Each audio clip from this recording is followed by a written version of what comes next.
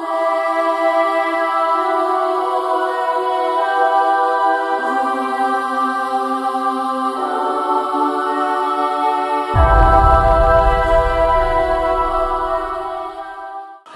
YouTube వీక్షకులందరికీ ప్రభు రక్షకుడు యేసుక్రీస్తు వారి నామములో శుభములు కలగాలని ఆశిస్తూ ఉన్నాను. మరొక ప్రత్యేకమైనటువంటి విషయం గురించి మాట్లాడవలసిందిగా నేను ఈరోజు ఇక్కడికి వచ్చి ఉన్నాను. ప్రియమైన దేవుని వల్లరా, ముఖ్యంగా మరి ఈరోజు నేను మాట్లాడబోయేటువంటి విషయం శివశక్తి ఆర్గనైజేషన్ ప్రెసిడెంట్గా వ్యవహరిస్తున్నటువంటి సహోదరులు కరుణాకరణ్ సుగ్గుణ గారు రాసినటువంటి 2 పుస్తకాలు మీకు అందరికీ విదితమే. ఒకటి క్రైస్తవ ప్రచారకులు దాచిపెడుతున్న బైబిల్ దేవుని నిజస్వరూప స్వభావాలు, మరి ఒకటి లోకమెరుగని other side of Jesus Christ, యేసు మరో రూపం అనేటువంటి ఈ 2 పుస్తకాలు ఆయన రాశాడు. ముఖ్యంగా రాసి క్రైస్తవ సంఘాలన్నిటికీ కూడా మరి ఒక ఛాలెంజింగ్గా ఆయన మాట్లాడుతున్నాడు. మరి ముఖ్యంగా బైబిల్ ఓపెన్ యూనివర్సిటీ ఇండియా ఇంటర్నేషనల్ని మొదట ఆయన కదిలించాడు. నేను గత సంవత్సరమే ఆయనకి ఫోన్ చేయడం కూడా జరిగినప్పుడు ఒక లెటర్ రాయమని కూడా ఆయనకి చెప్పాను. శాంతి భద్రతను దృష్టిలో పెట్టుకొని ప్రభుత్వం నుంచి కూడా మనకి పర్మిషన్ ఉంటే బాగుంటుందని చెప్పినప్పుడు కూడా ఆయన దానికి అగ్రి అయ్యాను అని మాట్లాడుతూ, తర్వాత నెంబర్ ఇవ్వమని చెప్పాను ఆయనకి. మరి ఒక సహోదరుల అధికారుల యొక్క నెంబర్ కూడా ఇచ్చాను. తర్వాత ఏమైంది అనేది నాకు తెలియదు. అయితే ఈ మధ్యకాలంలో ఆయన హైదరాబాద్లో జరిగినటువంటి ప్రసన్నబాబు గారి యుద్ధానికి దిగిన యెహోవా అనేటువంటి ఒక పోస్టర్ని పెట్టి కాస్త వ్యంగ్యంగా మాట్లాడుతూ ఉన్నాడు. ముఖ్యంగా బైబిల్లోని న్యాయాధిపతుల రెఫరెన్స్ని కోట్ చేసి వ్యంగ్యంగా మాట్లాడారు. తర్వాత మరి జాయింట్ డైరెక్టర్ గారు ప్రసన్న బాబన్న గారు దానికి స్పందించారు. తర్వాత వారిద్దరి మధ్య జరిగినటువంటి పరంపర మాటలు అనేవి యూట్యూబ్ వీక్షకులందరికీ తెలిసే ఉంటాయి అని నేను ఆశపడుతూ ఉన్నాను. ఇకపోతే ప్రియులారా, నేను ఎందుకు ఇప్పుడు వచ్చాను అని అంటే, నెంబర్ 1, ముఖ్యంగా మరి కరుణాకరం గారు అనుకోవచ్చు, ఏంటి ప్రసన్న బాబు గారు మాట్లాడలేక మిమ్మల్ని పంపాడా అని కూడా ఈయన కల్పిస్తాడు. ఎందుకంటే చాలాసార్లు ఆయన కల్పించినటువంటి సందర్భాలు లేకపోలేదు బహుశా. కనుక ఇప్పుడు నేను దానికి చెప్పదలుచుకున్నటువంటి విషయం ఏంటి అని అంటే, మరి కరుణాకరణ్ గారు మొదట స్పందించినప్పుడు ఆ తర్వాత మరి వారి శివశక్తి ఆర్గనైజేషన్ నుంచే మరొక సహోదరులు కూడా స్పందించారు. ప్రసన్న అన్న గారి మీద మరొక సహోదరులు కూడా స్పందించి కాస్తంత ఇబ్బందికరమైనటువంటి వ్యాఖ్యలు కూడా అన్నగారి మీద వాళ్ళు చేశారు. ఇప్పుడు ఆ సహోదరుడు స్పందించాడు అంటే కరుణాకరణ్ సుగ్గుణ గారు స్పందించడం చేతగాక ఆ వ్యక్తి చేత స్పందించాడని అనుకోమంటారా? అలా అనుకోలేం కదా. శివశక్తి తరపు నుంచి ఒక బాధ్యత కలిగిన వాడిగా స్పందించాడని మేము అనుకుంటున్నాం. అలాగనే ప్రసన్నబాబు గారు ఆయన మాట్లాడలేక ఈరోజు మేము స్పందించకపోవటం కాదు, కానీ ఒక ప్రత్యేకమైన వ్యక్తిగత బాధ్యత కలిగి ఈరోజు మేము స్పందించడం అనేది జరుగుతుంది. కాబట్టి పాయింట్ నెంబర్ 1 మీరు ఆ విషయాన్ని గమనించాలి. ఇకపోతే మరి ఇప్పటిదాకా మీరు ఎందుకు స్పందించలేదు సార్ అని కూడా మీరు అనుకోవచ్చు. నేను కరుణాకరణ్ సుగ్గుణ గారికి అతనికి ఉన్నటువంటి పరిచయం అనేది యూట్యూబ్ వీక్షకులకు తెలియకపోవచ్చును, కానీ ఆయన నాకు శివశక్తి ఏర్పరచబడక మునుపే సుమారుగా 2013 అనుకుంటా, బహుశా 2013లోనే ఆయన నాకు తెలుసు. 2013 ఆ ప్రాంతంలోనే ఆయన నాకు తెలుసు. ఆయనతో నేను 1-2 మార్లు కూడా మాట్లాడటం కూడా జరిగింది. అప్పటికి శివశక్తి లేదు, అంతేకాదు శివశక్తిలో సభ్యులు కూడా ఆ రోజు ఆయనకి పరిచయం లేదు. అంత ప్రాచీన పరిచయం అనేది వారికి నాకు కూడా ఉంది. కాబట్టి ఈ సమయం కోసం నేను వేచి ఉన్నాను. ఎందుకంటే ప్రసంగి గారు చెప్పినట్లుగా ప్రతిదానికి సమయం గలదు అంటాడు. కాబట్టి ప్రతిదానికి సమయం ఉంది. కాబట్టి నాకు సమయం ఈరోజు వచ్చింది, నేను దాన్ని స్పందించాను.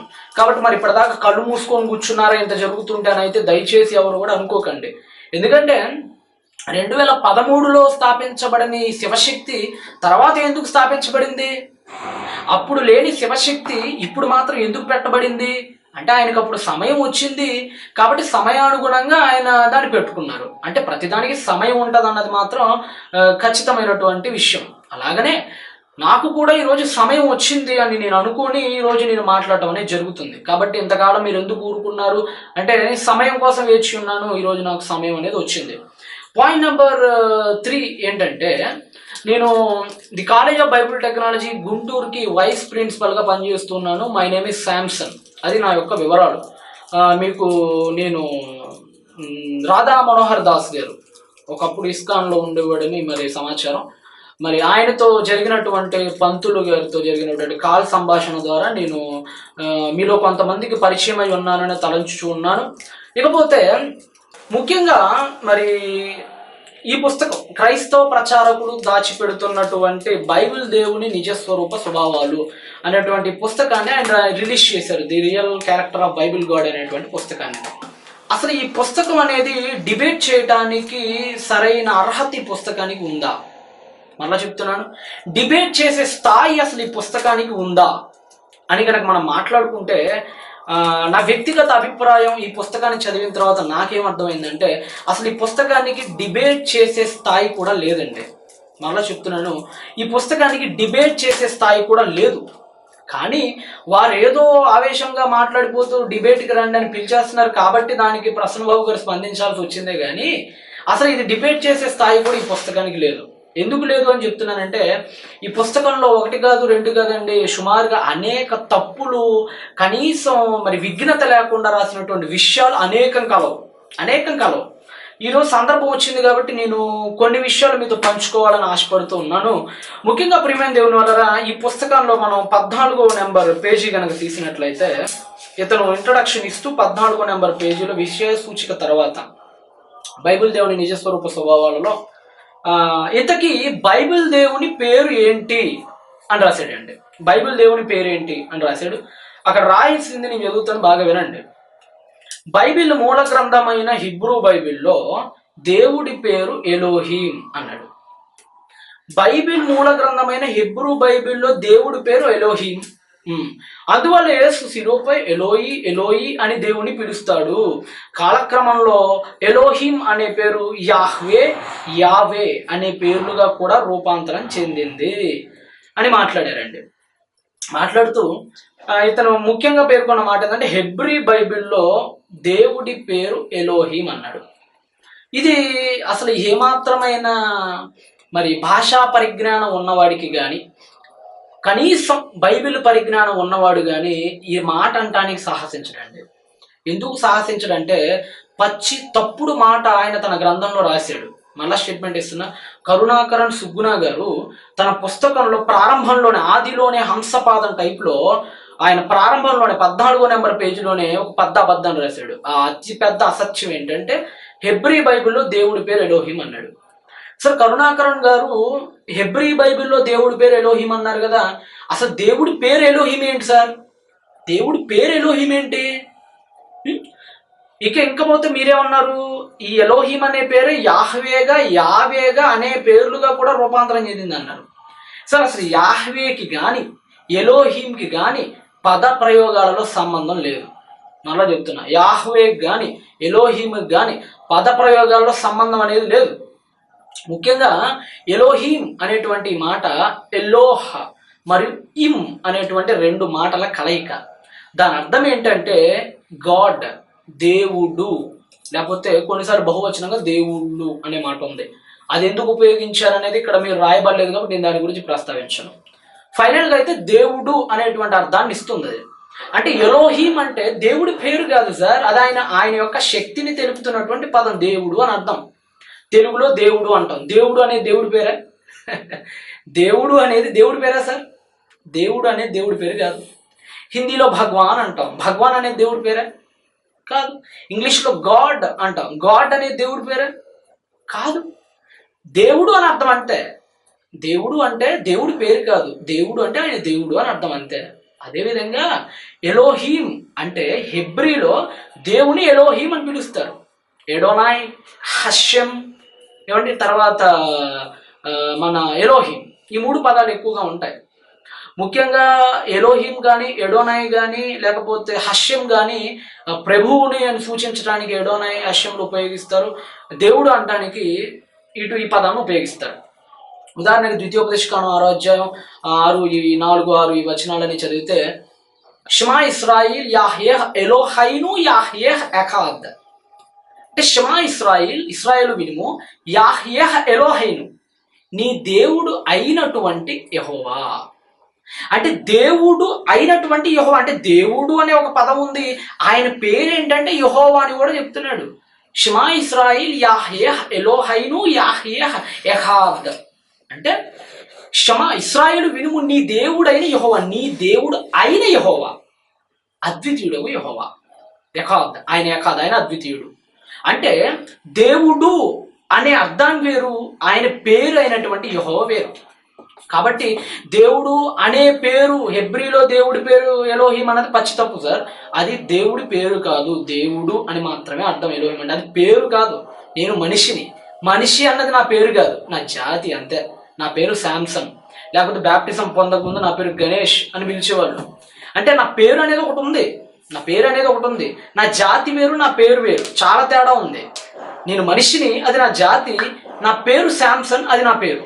అలాగనే దేవుడు అనే ఆయన ఎలోహిం అంటారు, ఆయన జాతి అనుకోవచ్చు కాసేపు మనకు అర్థమయ్యే భాషలో. యాహేహ్ అనేది ఆయన పేరు హెబ్రీలో. కాబట్టి ఈ రెండిటికి తారతమ్యం తెలియకుండా పుస్తకంలో అది మొదట్లోనే రాయడం అనేది అది విఘ్నులు రాసేటువంటి విషయం కాదు అనేది నా అభిప్రాయం, మిస్టర్ కరుణాకరణ్ సుగ్న గారు. ఇకపోతే ఎలోహిం అనే పేరే యాహ్వే గాను, యావే అనే పేర్లు గాను కూడా రూపాంతరం చెందింది అన్నారు. ఇది కూడా పచ్చి తప్పు అండి, ఇది కూడా పచ్చి తప్పు. ఎలోహిం అనే పేరు యాహ్వేగా రూపాంతరం చెందడం ఏంటండి? అది చాలా తప్పు. ఎందుకంటే ఎలోహిం అనే పదం మొత్తం తనాక్ అంటే తోరాహ్, నినేవిం, కెతువిం అనేటువంటి ఈ మూడు మిశ్రమాలని ఓల్డ్ టెస్ట్మెంట్ ని వాళ్ళు మా యొక్క నూతన నిబంధన అనుసరిస్తున్నటువంటి క్రైస్తవులు ఓల్డ్ టెస్ట్మెంట్ గా పిలుచుకునే దాన్ని హెబ్రీయులు తనాక్ అని పిలుస్తారు. ఈ తనాక్ లో ఎలోహిం అనే పదం 2340 సార్లు ఉపయోగింపబడింది. ఒకవేళ ఇదే గనక యాహ్వేగా లేకపోతే యావేగా రూపాంతరం చెందితే, అది రూపాంతరం చెందిన తర్వాత అది వాడుకలో ఉండకూడదు కదా. కానీ మరి ఎందుకు వాడుకలో ఉంది? ఎలోహీమే రూపాంతరం చెందేసి యెహోవాగా లేకపోతే యెహోవాగా మారితే, ఇప్పుడు ఇది రూపాంతరం అయిపోయి యెహోవాగా మారింది కదా, మరి ఇది ఉనికిలో ఉండకూడదు కదా. కానీ మొత్తం తనాకులో యెహోవాతో పాటు కానీ ఎలోహిం అనే పదాలు కూడా ఉపయోగించబడ్డాయి. ఎలోహిం అనేది 2340 సార్లు ఉపయోగించబడితే, మొత్తం బైబిల్ ఓల్డ్ టెస్ట్మెంట్లో కానీ యెహోవా అనే పదం వచ్చేటప్పటికి సుమారు 6807 సార్లు ఉపయోగించబడింది సార్. యెహోవా అనే పదం 6807 సార్లు ఉపయోగపడితే, ఎలోహిం అనే పదం 2340 సార్లు ఉపయోగించబడింది. అంటే ఎలోహిం అనే పదం ఉపయోగిస్తూనే గ్రంథకర్తలు యాహ్వే అనే పదాన్ని ఉపయోగించారు. అసలు యాహ్వే అనే పదం ఎలోహిం అనే పదం నుంచి ఉద్భవింపలేదు. దీనికి సపరేట్గా ఒక ఉద్భవం అనేది ఉంది. కాబట్టి మీరు ఈ విషయాలు కూడా గమనిస్తే బాగుంటుంది. కనుక మొదటగా మీరు చెప్పినటువంటి హెబ్రీ బైబిల్లో దేవుడి పేరు ఎలోహిం అనే మాట తప్పు. తర్వాత ఎలోహిం అనే పేరే యాహ్వే, యావే అనే పేర్లుగా రూపాంతరం చెందింది అనే మాట అంతకంటే తప్పు. కాబట్టి మొదట్లోనే మీరు చాలా తప్పు రాశారు. ఇకపోతే మీరు రాసినటువంటి అతిపెద్ద తప్పులు చాలానే ఉన్నాయండి. వాటి గురించి చెప్పుకుంటూ పోతే సమయం సరిపోదు ప్రస్తుతానికి అయితే నాకున్న సమయంలో. కాబట్టి కొద్ది విషయాలు నేను మాట్లాడదలుచున్నాను. ఇకపోతే మీరు 21వ పేజీలో అండి, మీరు రాసినటువంటి 21వ పేజీలో చివరిలో 21వ పేజీ చివరిలో మీరు ఏమన్నారు?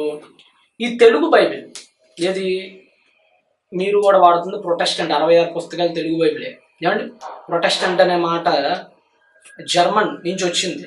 మెజారిటీ మీద మైనారిటీ తిరగబడితే వాళ్ళని ప్రొటెస్టెంట్స్ అనేవాళ్ళు. కథోలిక్లు అయినటువంటి మెజారిటీ మీద లూథరన్ గారు మైనారిటీని సపోర్ట్ చేసుకొని తిరుగుబాటు చేశారు కాబట్టి ప్రొటెస్టెంట్ అనే పేరు పెట్టారు దానికి. ఈ ప్రొటెస్టెంట్ తెలుగు బైబిల్నే ఈరోజు ఆంధ్ర క్రైస్తవ్యం కానీ మెజారిటీ క్రిస్టియానిటీ ఇన్ వరల్డ్ అనేది వాడుతున్నారు దీన్ని. దీని గురించి మీరు మాట్లాడుతూ, ముఖ్యంగా తెలుగు బైబిల్ గురించి మీరు మాట్లాడుతూ ఏమన్నారు? 21వ పేజ్ అండి, నేను చివరిలో చదువుతున్నాను. 21వ పేజ్ చివరిలో చదువుతున్నాను. ఈ Telugu Bible English King James version బైబిల్కి అనువాదము అన్నారు. అంటే నా దగ్గర ఉన్న తెలుగు బైబిల్ అట ఇంగ్లీష్లో ఉన్న కింగ్ జేమ్స్ వెర్షన్ బైబిల్కి వెర్షన్కి అనువాదము అని రాశారండి. సార్ ఇది మీకు బేసిక్స్ తెలుసా అండి? కరుణాకరణ్ గారు, మిమ్మల్ని సూటిగా ప్రశ్నిస్తున్నాను, మీకు బేసిక్స్ తెలుసా? అసలు బైబిల్ బేసిక్స్ తెలుసా అండి? ఒక డిబేట్లో మీరు అన్నారు, ఇవన్నీ ఒక వ్యక్తి చూపిస్తుంటే, ఏమండి నేను రాసింది బైబిల్ దేవుని నిజస్వరూప స్వభావాలండి, మీరు బైబిల్ దేవుని నిజస్వరూప స్వభావాల గురించి మాట్లాడండి, వాటి గురించి మీకు ఎందుకు అంటున్నారు? మరలా అంటున్నాను, ఇవన్నీ లేవనెత్తుతుంటే మీరు ఎలాంటి మాటలు ఉపయోగించవచ్చు లేకపోతే ఉపయోగించి ఉంటారని అంటే, నేను బైబిల్ దేవుని నిజస్వరూప స్వభావాలను రాశాను, మీరు లేవనెత్తితే నేను చెప్పినటువంటి బైబిల్ దేవుని నిజస్వరూప స్వభావాల గురించి లేవనెత్తండి, ఆ మిగతా విషయాలన్నీ ఎందుకు అనవసరమైన విషయాలు అంటున్నారు. సార్ నేను మేము ఒక ప్రశ్న వేస్తున్నాను, బైబిల్ దేవుని నిజస్వరూప స్వభావాలు పుస్తకం రాసినప్పుడు బైబిల్ దేవుని నిజస్వరూప స్వభావాలు రాస్తే సరిపోయింది కదా, ఎలోహిం గురించి మీకెందుకండి? బైబిల్ దేవుని నిజస్వరూప స్వభావాల పుస్తకం రాసినప్పుడు బైబిల్ దేవుని నిజస్వరూప స్వభావాలు రాయండి, ఎలోహిం గురించి మీకెందుకు? కింగ్ జేమ్స్ వర్షన్ గురించి మీకెందుకు అనవసరమైన విషయాలు? మరి తప్పించుకునే ప్రయత్నం చేయమాకండి దయచేసి. ఎలాగోలా అంటే తప్పులు దొరికేసాయి కాబట్టి తప్పించుకునే ప్రయత్నం అనేది చేయకూడదు. మీరు రాసిన పుస్తకమే ఇది. మీరు రాసిన పుస్తకంలో మీరు ఏమన్నారంటే Telugu Bible English King James version బైబిల్కి అనువాదం అన్నారు. ఇది పెద్ద తప్పు. అవసరమైతే బెంగళూరులో బిఎస్ఐ ఉందండి, బెంగళూరులో బిఎస్ఐ ఉంది, అక్కడికి వెళ్ళి అవసరమైతే కనుక్కుందాం. మీరు కొంతమందిని పంపించండి, అవసరమైతే ఫోన్ కాలింగ్ అయినా చేద్దాం. చేసి సార్ తెలుగు క్రైస్తవులు ఉపయోగిస్తున్నటువంటి బైబిల్ మీరు కింగ్ జేమ్స్ నుంచి అనువాదం చేశారా అని వాళ్ళని అడగండి. అవును సార్ మేము కింగ్ జేమ్స్ నుంచి అనువాదం చేశారని కనుక వాళ్ళు చెబితే మేము ఓడిపోయినట్లుగా, మాకు బైబిల్లో బేసిక్స్ అన్నట్టుగా మేము ఒప్పుకుంటాం. లేదండి తప్పుడు సమాచారం, అది Bible Telugu Bible king James అనువాదం చేయలేదని కనుక ఒకవేళ వాళ్ళు చెప్తే మరి మీరు మాకేం సమాధానం చెప్తారో వాళ్ళు మీకే వదిలేస్తున్నాడు, మీరే ఆలోచించుకోండి ఆ విషయాన్ని. లేకపోతే అండి బైబిల్లో మీరు అలా ఫస్ట్ లెటర్ తెరవంగానే, ఫస్ట్ పుస్తకం తెరవగానే ఆది కాండానికి ముందు, ఆది కాండం కూడా చదవక్కర్లేదు సార్, ఈ విషయం తెలియాలంటే బైబిల్లో ఏడో ఉంటుంది అనుకుంటారేమో బహుశా. దీనికి ఆది కాండము, నిర్గమాకాండము, ద్వితీయోపదేశ కాండము, జెన్సిస్ టు రెవల్యూషన్ చదవక్కర్లేదు. ఈ విషయం తెలియాలంటే ఏమి చదవక్కర్లా, ఆది కాండానికి ముందు పేజీ చదివితే చాలు ఈ విషయం అర్థమైపోద్ది. ఆది కాండానికి ముందు పేజీలో ఈ విధంగా ఉంటుంది, పాత నిబంధన గ్రంథము ఇది ఇదిగో ఇప్పుడు మేము ఉపయోగిస్తున్నటువంటి ఇది అనగా ఈ తెలుగు బైబిల్ గురించి మాట్లాడుతూ ఇది కింగ్ జేమ్స్ వర్షన్ భాషలో నుంచి భాషాంతరం చేయబడిందని రాయలేదండి. కింగ్ జేమ్స్ వర్షన్ బైబిల్లో నుంచి భాషాంతరం చేయబడిందని కాదు, అక్కడ ఉంది, తెలుగులోనే ఉంది. తెలుగు భాషలో కోడిగుడ్డంత అక్షరాలతో రాశారు. అక్కడ ఏమని రాశారు? ఆదిమ హెబ్రీ భాషలో నుండి భాషాంతరం చేయబడింది. సార్ ఎంత స్పష్టంగా తెలుగులో ఎక్కడ కనపడదరా బాబు, చిన్న చిన్న రాత్రి అంత పెద్ద రాత్రి అది కనపడలేదు సార్ మీకు? ముందు బైబిల్ గురించి మాట్లాడడం తర్వాత అసలు ముందు బైబిల్ ఎక్కడి నుంచి అనువాదం చేయబడిందో అనేది తెలియట్లేదు మీకు. బైబిల్ దేనికి అనువాదమో తెలియని మీకు బైబిల్ గురించి మీరు ఎలా మాట్లాడతారు సార్? బైబిల్లో బేసిక్స్ కూడా తెలియకపోతే, ఏబిసిడీలు తెలియని వాడు ఇంగ్లీషు అనర్గళంగా మాట్లాడగలుగుతాననటం ఎంత అవివేకం అంటారు? ఏబిసిడీలు తెలియాలి కదా సార్ కనీసం. అలాగనే ఉంది ఈరోజు మీరు చేస్తున్నటువంటి మాట. కాబట్టి కింగ్ జేమ్స్ వర్షన్ వేరు, తెలుగు బైబిల్ వేరు. తెలుగు బైబిల్ని చాలాసార్లు ముఖ్యంగా 1818లో న్యూ టెస్ట్మెంట్ అనేది చాలామంది చేశారు, అనువాదం అనేది చేశారు. వీటిని ఆదిమ హెబ్రీ గ్రీకు భాష అనేది చేశారు. దీనిలో విలియం కేరీ గారు ఉన్నారు, తర్వాత జాన్ హే గారు ఉన్నారు. దీనిలో చాలామంది పండితులు, టిప్పు సుల్తాన్ దగ్గర పనిచేసినటువంటి ఆనందరాయుడు పర్యవేక్షణలో కొన్ని జరిగినవి. ఆ తర్వాత చిన్న చిన్నవి వాటిని సవరించుకుంటూ పెద్ద ఏం సవరించడాలు ఏం లేవండి, లేని కల్పించడాలు లేవు. గ్రాంధికంలో బాగా రాయబడ్డాయి.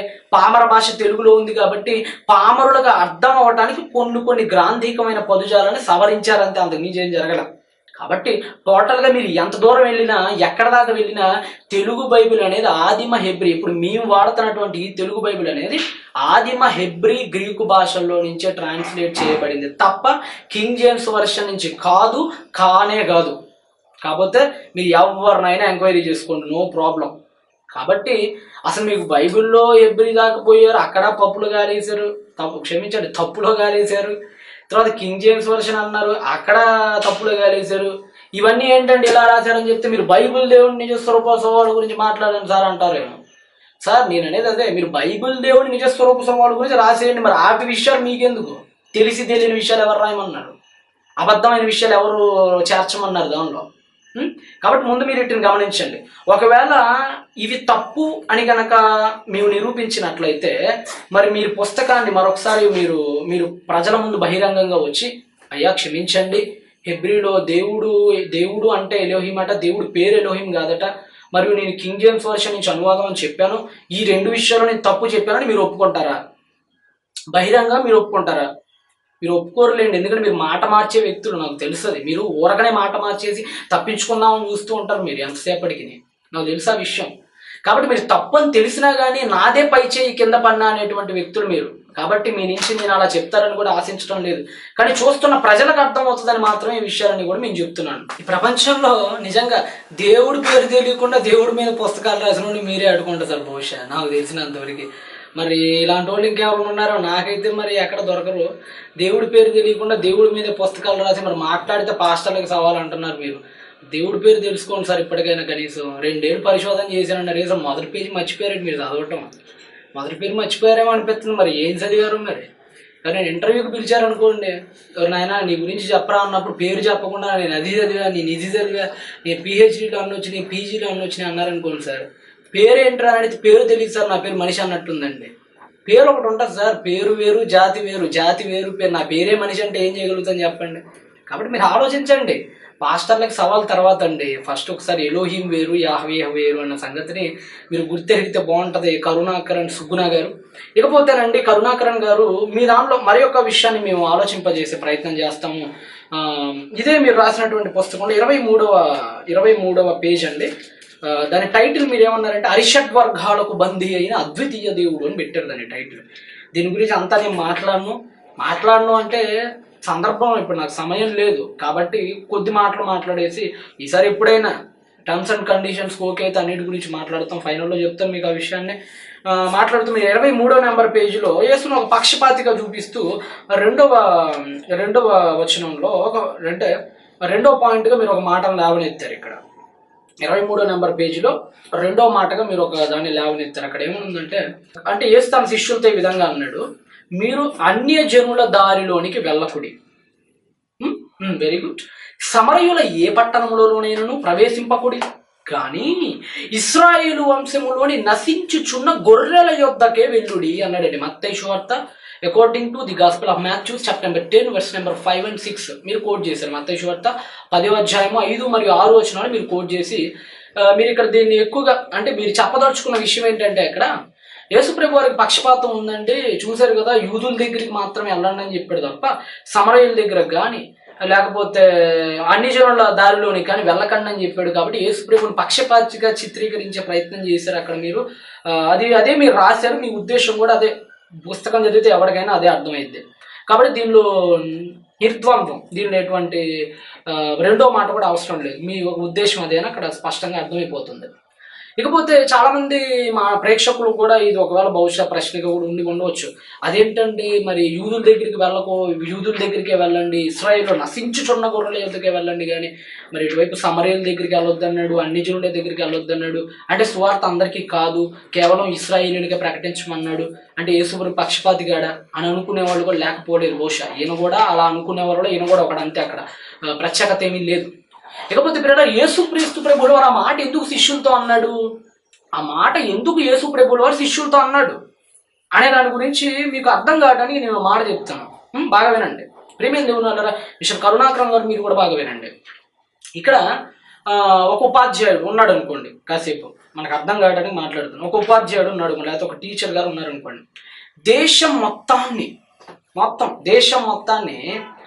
అక్షరాస్యత కలిగిన వాళ్ళగా తయారు చేయాలనుకున్న ఉపాధ్యాయుడు ముందు తన ఇంటిలో వాళ్ళని అక్షరాస్యులుగా చేయటం ఇంపార్టెంటే కదా.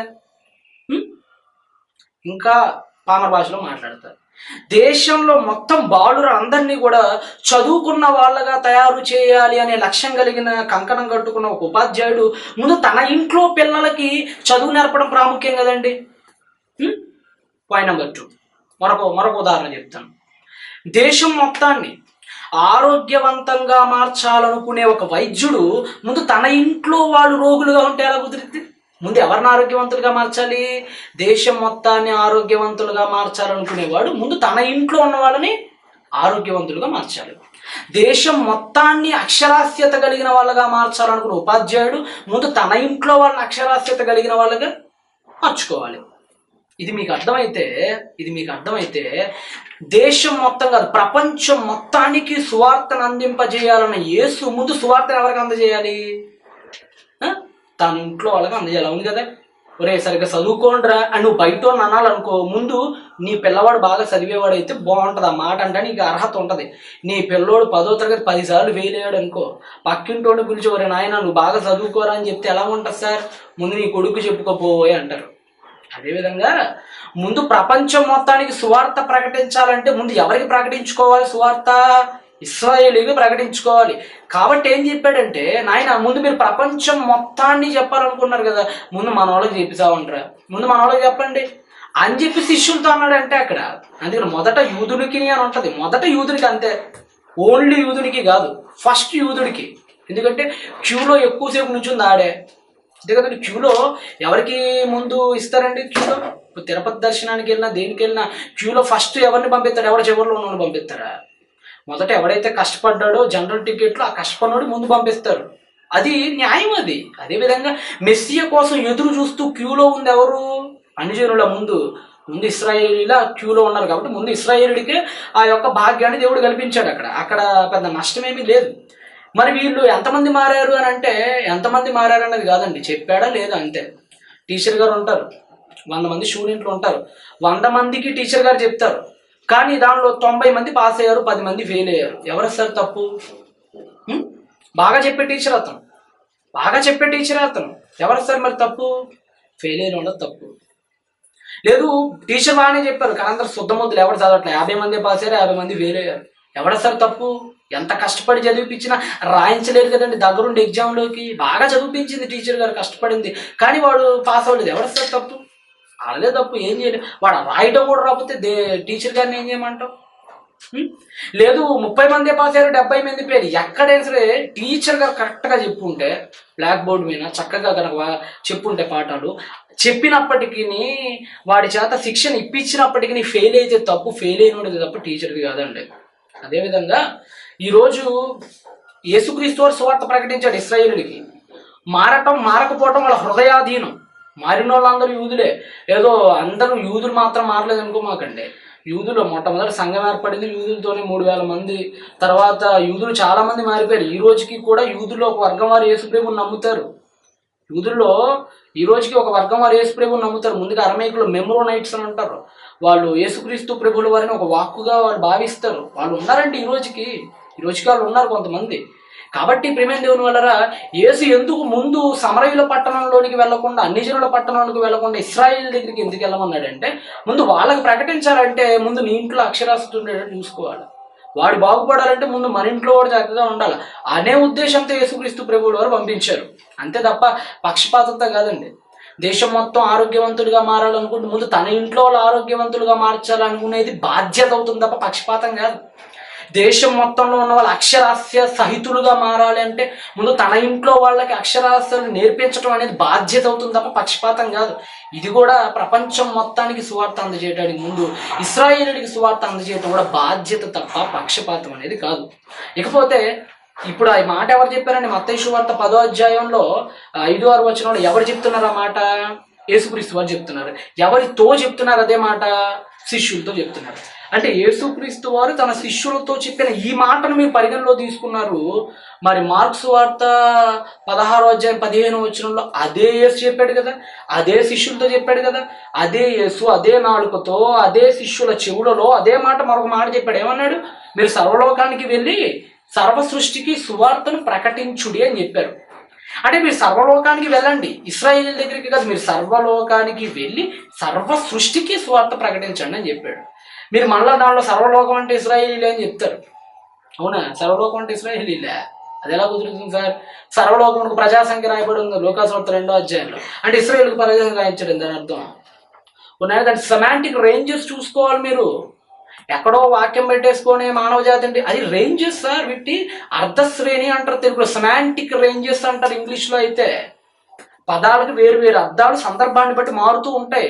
అది సాహిత్యం పట్ల కాస్తంత అవగాహన, రచయిత శైలి పట్ల కాస్తంత విఘ్నత ఉంటే అర్థమైపోద్ది ఆ విషయం. మనుషులు పట్టుకొని ఆడాడకూడదండి. బర్నబా గారి గురించి మాట్లాడుతూ, బర్నబా తన భూమిని నమ్మి దేవుడికి అమ్మేసాడండి. భూమిని అమ్మాడంటే ఆ భూగోళాన్ని మొత్తాన్ని అమ్మేసాడండి. ఎవరికైనా ఆదికాండం 1:3లో తయారు చేయబడిన భూమిని అమ్మేసాడండి బర్నబాడు. అర్థం చేసుకోవాలి సార్ కరుణాకరన్ గారు. అక్కడ భూమిని అంటే ఏంటి? అక్కడ భూమి అంటే దాని ఉద్దేశం పొలం అమ్మాడు అని అర్థం. మీరు ఎంత భూమి ఉంది ఏంటండి అంటారు. అంటే ఏంటి? ఈ భూములు ఎన్ని ఉన్నాయని మీ దగ్గర అని అర్థమా? దాని సెమాంటిక్ రేంజెస్ అనేవి ఆలోచించాలి. ఎర్త్ మూవర్స్ అని ఉంటుంది, మట్టిని తీసుకెళ్ళేది ఎర్త్ మూవర్స్. మట్టిని తీసుకెళ్తారు జేసీబీ క్రేన్లో పట్టుకొని. ఎర్త్ మూవర్స్ అంటే ఆ భూగోళాన్ని ఇలా నెట్టుకుంటూ పోద్దాం దాని అర్థం. ఏంటి సార్ మీరు? ఎర్త్ మూవర్స్ అంటే ఎర్త్ అనగానే భూమి అంటే అని చెప్పి అక్కడ భూమిని పెట్టి మూవర్స్ అంటే తొలిటి అంటే భూమిని దోసేవాళ్ళండి, ఇలా అనుకోకూడదు. ఆడదానికి మాట ఉంది సార్. ఎర్త్ అనగానే ఈ భూగోళాన్ని తీసుకో మాకు డిక్షనరీలోకి వెళ్ళిపోయి దాని సెమాంటిక్ రేంజ్ ఏంటంటే అక్కడ ఎర్త్ అంటే ఈ భూగోళం గురించి కాదు, మట్టి గురించి మాట్లాడుతున్నాడు. అంటే ఈ మట్టిని ఈ ప్రాంతం నుంచి మరో ప్రాంతానికి తీసుకెళ్లేదురా బాబు, ఎర్త్ మూవర్స్ మా దగ్గర ఉన్నాయని అర్థం. మీరు ఏం ఆలోచిస్తున్నారు సార్? పదాన్ని పట్టుకుంటారు. ఇక్కడ ఎత్తున ఉందా లేదా? ఎత్తున ఉంది కాబట్టి వీళ్ళు ఖచ్చితంగా భూమిని మోస్తున్నట్టు ఏం చేయమంటారు సార్ మమ్మల్ని? మళ్ళీ పాస్టర్కి ఛాలెంజ్ అంటారు మాట్లాడితే. ఏం సార్ ఇది? కరుణాకరం గారు, సారీ సార్, కరుణాకరం గారు ఆలోచించండి మరి. నేను తప్పుగా మాట్లాడట్లేదండి. మీరు చేస్తున్నటువంటి కొన్ని విషయాలను మీకు చెప్తున్నాను అంతే నేను. ఇకపోతే మీరు సర్వలోకానికి వెళ్ళి సర్వ సృష్టికి ప్రకటించండి అన్న దానిలో సర్వలోకం అంటే ఇశ్రాయేలు భాష చెప్తారు, అది పచ్చి తప్పు. ఎందుకంటే సర్వలోకానికి ప్రజా సంఖ్య రాయబడిన లూకాసు వార్త 2వ అధ్యాయంలో ఉంటే ఒక ఇశ్రాయేలుగా అక్కడ పెట్టండి, ఇప్పుడు తీసుకొచ్చి ఎట్ట చేయలేదు చూస్తా. రోమిలు ఇశ్రాయేలుకి పెట్టారా? సర్వలోకం అనగా అక్కడ సెమాంటిక్ రేంజ్ ఏంటంటే ఎవరైతే ఈ రోమన్ ప్రభుత్వం అనేది చేస్తుందో దానంత వరకే అని అర్థం. అక్కడ మళ్ళీ అక్కడ కూడా ఒక సెమాంటిక్ రేంజ్ ఉంటుంది. కాబట్టి బైబిల్లో రేంజెస్ అనేవి మీరు ఆలోచించండి. ఒకే పదాన్ని సందర్భాన్ని బట్టి వేరువేరుగా ఉపయోగిస్తారండి. ఉదాహరణకి యేసుక్రీస్తు వారి గురించి మత్తయి 12లో మాట్లాడుతూ యోనా కంటే గొప్పవాడు ఇక్కడ ఉన్నారు అంటారు. గొప్ప, ఇక్కడ గొప్ప అంటే అర్థం ఏంటి? దేనిలో గొప్ప? ధనంలో గొప్ప కాదు. ఇక్కడ గొప్ప అనే పదం దేనికి ఉపయోగించబడింది అంటే స్థాయికి ఉపయోగించబడింది. స్థాయికి ఉపయోగించబడింది అంటే ఇక్కడ గొప్ప అనే పదంలో తెలియజేయాలనుకున్న విషయం ఏంటంటే స్థాయి. ఇకపోతే యోనా గురించి, ఇదే యోనా గురించి యోనా గ్రంథంలో మాట్లాడుతూ యోనాని గొప్ప మత్స్యము మింగివేసి ఉంటది. గొప్ప మత్స్యం అంటే ఏంటి? ఎందుకంటే స్థాయిలో కొత్త గొప్పదనే, పరిమాణంలో గొప్పది అని అర్థం. పరిమాణం అక్కడ గొప్ప అనగానే స్థాయిని, ఇక్కడ గొప్ప అనగానే పరిమాణాన్ని, భారీగా అని సూచిస్తుంది. నెబుకద్నెజరు వచ్చి జెరూషలేంలో ఉన్న గొప్ప ఇండ్లు అన్నింటినీ పడగొట్టాను. గొప్ప ఇండ్లు అంటే ఏంటి? స్థాయిలో గొప్ప ఇండ్లనే, లేకపోతే పరిమాణంలో బాగా లావుగా ఉన్న ఇల్లులేనే కాదండి.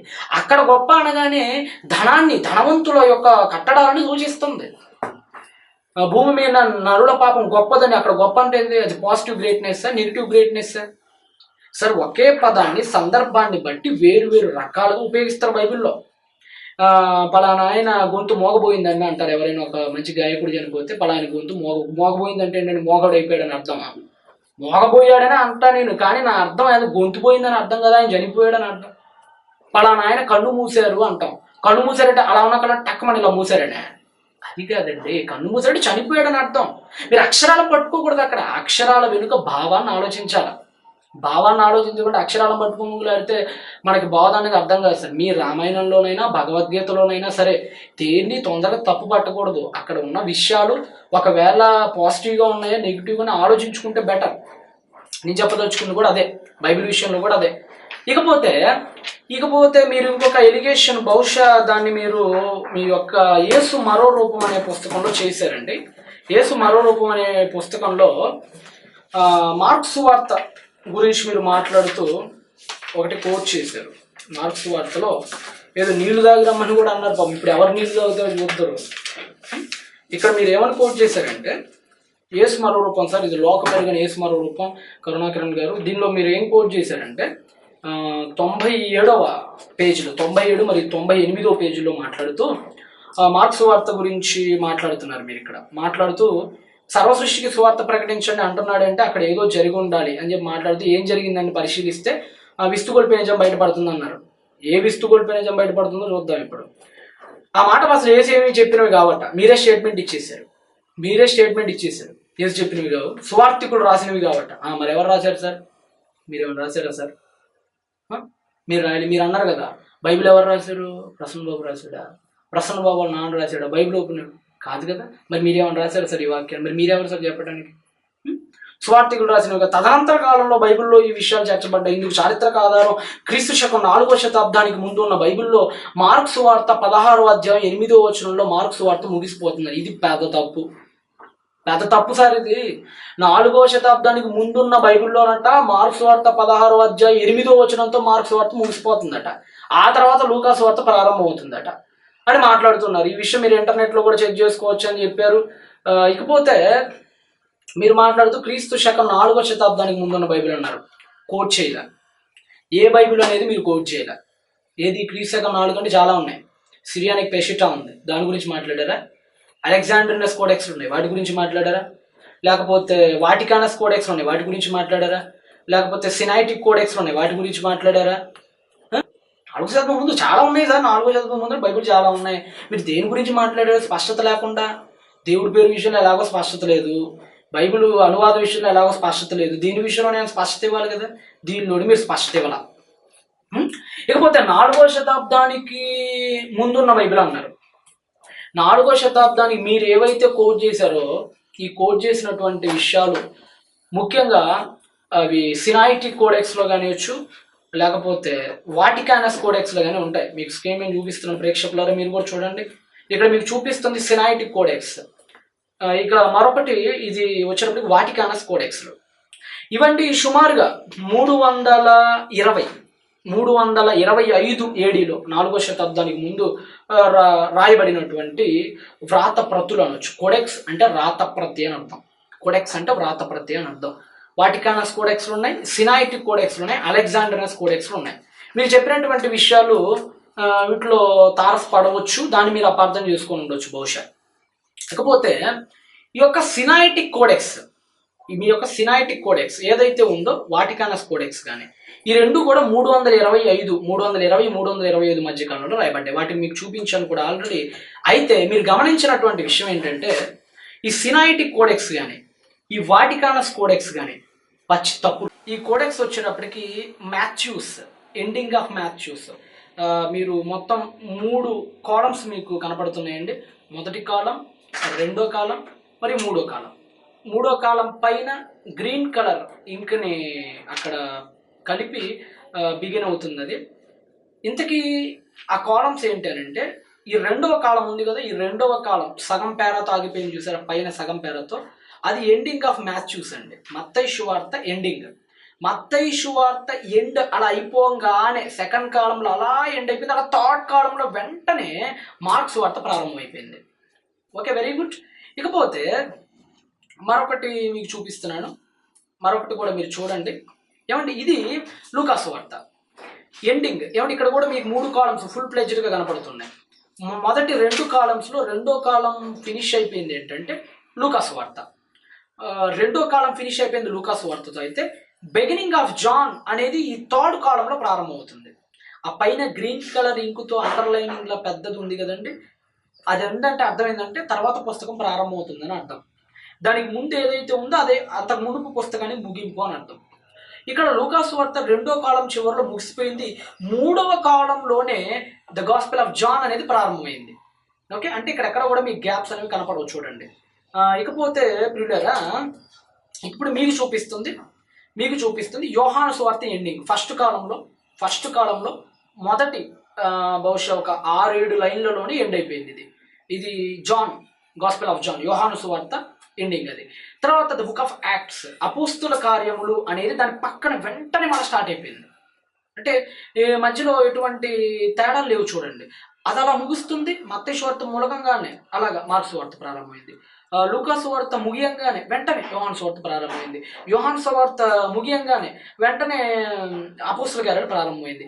కానీ చిత్రం ఏంటంటే ఇప్పుడు మీకు మార్క్స్ వార్త చూపిస్తాను. మార్క్స్ వార్త ఎండ్ అయిపోగానే ఎలాగుందో చూడండి ఒకసారి. మీరు ఇప్పుడు ఆ కోడెక్స్లో మీకు చూపిస్తున్నానండి మార్క్స్ వార్త. మీరు చూడండి, అదిగోండి మీరు చూస్తుంది మార్క్స్ వార్త అండి. మార్క్స్ వార్త 2వ కాలంలో ఎండ్ అయిపోయింది. అర్థమవుతుంది, 2వ కాలంలో ఎండ్ అయిపోయింది. తర్వాత కాలంలో వాస్తవానికి లూకాసు వార్త ప్రారంభం కాలేదు. కానీ ఎందుకు ప్రారంభించలేదు? కరుణాకరం గారు మాట్లాడితే నాకు ప్రశ్న ఎత్తున్నారండి. మరి ప్రశ్నించకపోతే మరి మీరే ప్రశ్నించారు కదా, అందుకని మళ్ళీ మేము తిరిగి ప్రశ్న ఎత్తున్నాం మిమ్మల్ని. మత్తయి అయిపోగానే వెంటనే తర్వాత కాలంలోనే మార్కు ప్రారంభమైంది. లూకా అయిపోగానే తర్వాత కాలంలోనే యోహాను ప్రారంభమైంది.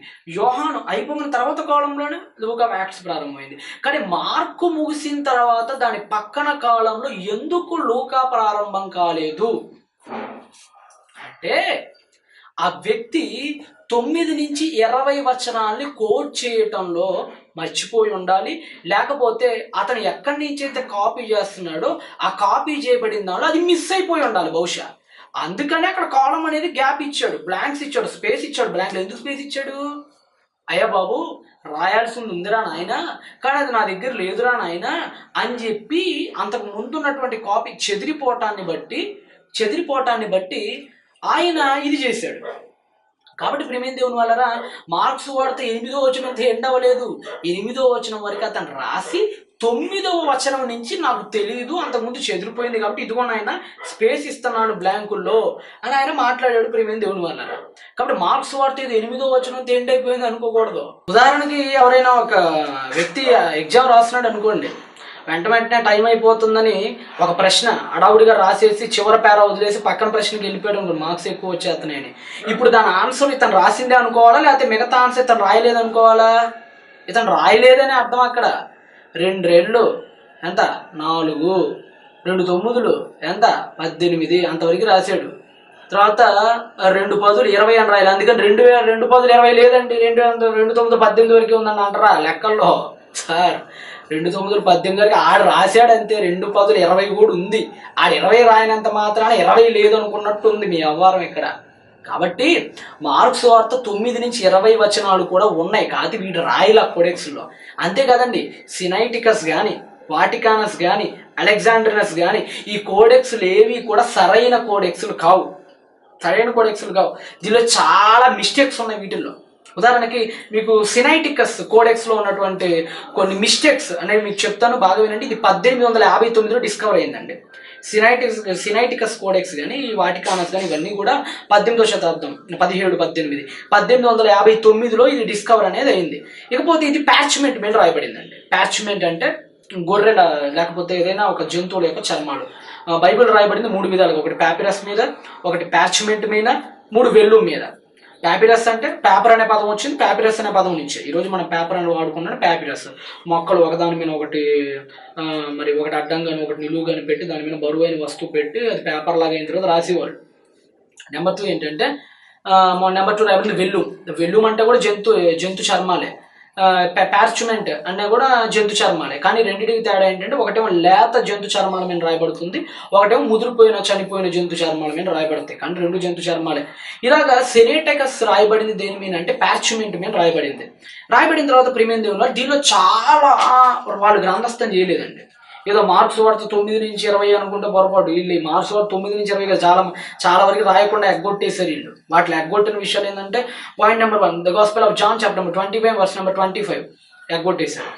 యోహాను సువార్త 21వ అధ్యాయం 25వ వచనాన్ని అసలు రాయటం మానేశారు వీళ్ళు. తర్వాత వచ్చేటప్పటికి పిల్లరా వేశ్య సందర్భం ఉంది కదా, యోహాను సువార్త 8వ అధ్యాయం వేశ్య సందర్భాన్ని కూడా తీసేశాడు.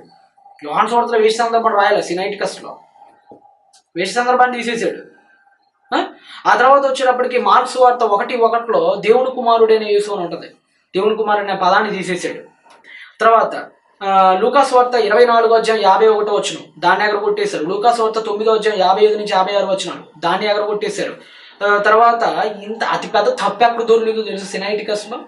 ఏమంటే మీరు తప్ప, కరుణాకరం గారు మీరు తప్ప ప్రపంచంలో బుద్ధి ఉన్నవాడు నన్ను అడిగితే, బుద్ధి లేని వాళ్ళ సంగతి నాకు తెలియదు, బుద్ధి ఉన్నవాడు ఎవడు కూడా సినైటికస్ని ఒప్పుకోడు.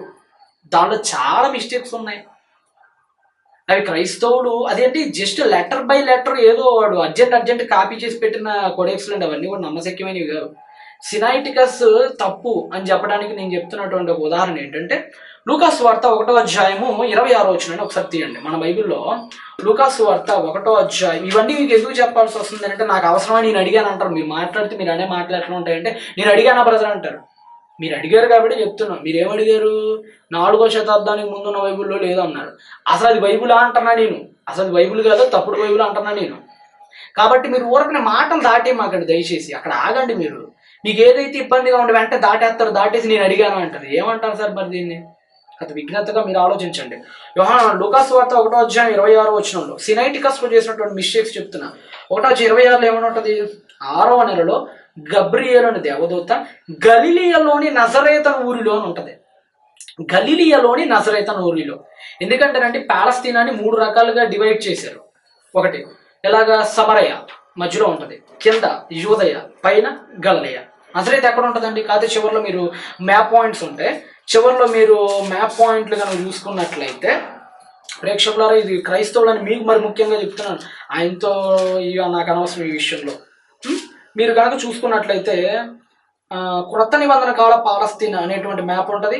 కింద మీకు యూదయ, సమరయ, గలిలయ అని ఉంటుంది. గలిలయ ప్రాంతంలో దెకపోలికి పక్కన నజరేత్ అనే ఊరు ఉంటుంది. అంటే నజరేత్ అనేది ఎక్కడ ఉంటుంది? గలిలయలో ఉంటుంది. కానీ మన మహానుభావుడు సినైటికస్లో ఏం రాశాడు తెలుసా? యోదయలోని నజరేతులు అన్నాడు. యోదయలో నజరేతు ఉంటుందా? యోదయలో నజరేతు ఉంటుందా? నజరేతులో ప్రత్యక్షమైన గబ్రియల్ దేవదూత యోదయలో ఉన్న నజరేతులో. ఏం మాట్లాడుతున్నారండి సినైటికస్ వాళ్ళు? అసలు సినైటికస్లో చాలా హిస్టారికల్ మిస్టేక్స్ ఉన్నాయి. అంతేకాదు లూకాసు వార్త 10వ అధ్యాయం 32 వచనం ఎత్తేసారు, 17వ అధ్యాయం 35 వచనం ఎత్తేసారు, యోహాను సువార్త 6వ అధ్యాయం 55 వచనం 15 వచనం అన్నీ ఎత్తేసారు సినైటికస్లో.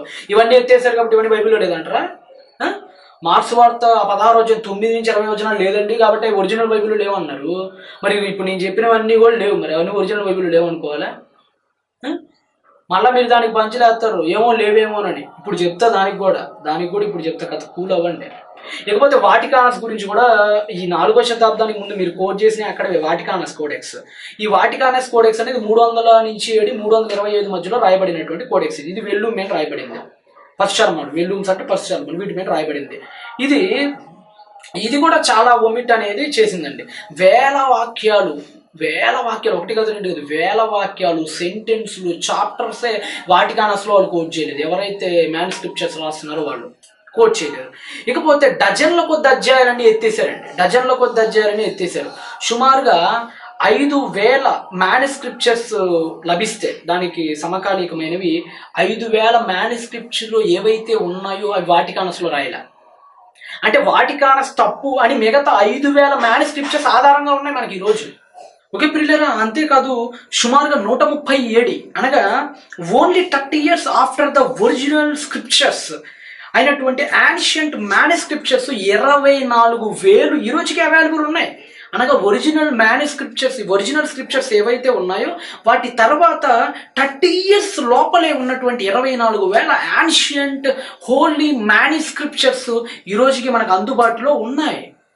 కాబట్టి వాటికానస్ కానీ, సినైటికస్ కానీ, అలెగ్జాండ్రినస్ కానీ ఈ 3 కోడెక్స్లు ఫేక్ అండ్ ఫ్రాడ్ కోడెక్స్లు. ఇవి మీరు ఆ ఫేకు ఫ్రాడ్ నోట్లను పట్టుకొని ఊగులాడుతున్నారు. మరి ఏమన్నారు సార్? ఆర్ఎస్పి వెర్షన్లో ఉండదు, అది ఆర్ఎస్పి మొదటి భాగంలో ఉండదు సార్.